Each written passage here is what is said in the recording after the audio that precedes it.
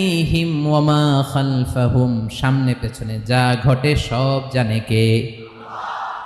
কথা ক্লিয়ার?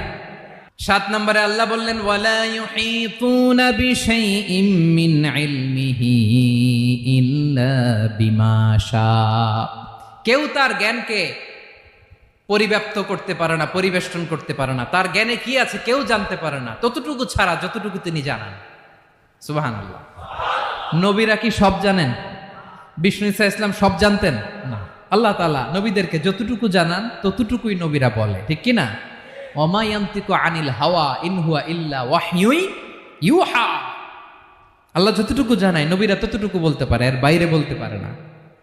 আল্লাহ যতটুকু জানায় ততটুকু। আমাদের জ্ঞান যা আছে দিছে কে? সবাই বলুন, কে দিছে?